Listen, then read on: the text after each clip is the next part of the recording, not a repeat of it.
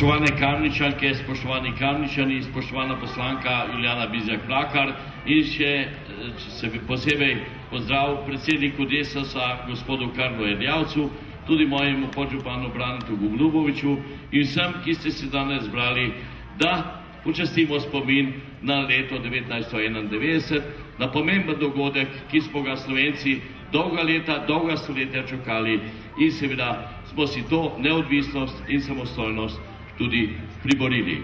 Mislim, da smo lahko ponosni. Majhen narod, ki je v svetu pridobil pravico in priznanje med velikimi svetovnimi ljudstvi, narodi. Torej tisto leto, ko smo pravzaprav želeli, hoteli in tudi uspeli. Spoštovani gospod župan, podžupan, poseben pozdrav tudi poslanki državnega zbora, poseben pozdrav pa seveda vam, občankam in občanom. Dovolite mi pa vseeno, da pozdravim tudi veterane vojne za Slovenijo, Združenje Sever in pa tudi predstavnike Zveze borcev. Jutri prav gotovo ne bi praznovali dneva državnosti, če ne bi bilo naših borcev, če ne bi bilo naših veteranov, če ne bi bilo naše takratne milice. In še nekaj bi želel povedati, glede na to, da sem danes tukaj v Kamniku. Tudi ne bi bilo dneva državnosti, če ne bi imeli enega največjih sinov slovenskega naroda, generala Rudolfa Maistra, ki ima tukaj svoj dom. Jaz mislim, da vsi ti dejavniki so izjemno pomembno vplivali, da smo končno pred 19 leti uresničili sanje mnogih generacij.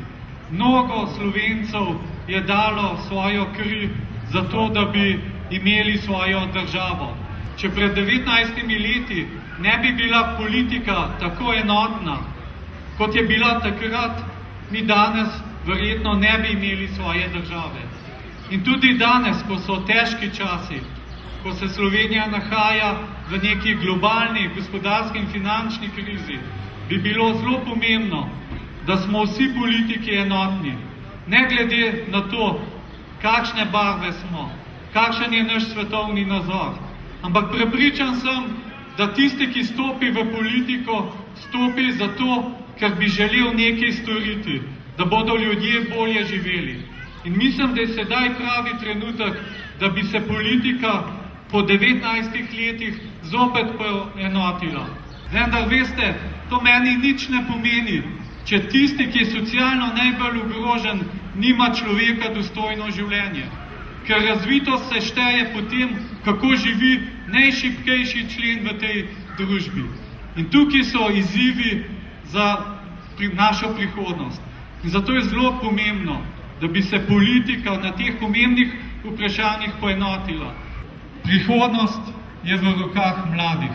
Mi starejši, mi politiki, smo pa odgovorni, da bomo to državo pripeljali iz te krize in da naši mladini, našim otrokom damo dobro popotnico, da bodo lahko zadovoljno preživeli svoje življenje v tej naši prelepi domovini, v tej naši Sloveniji.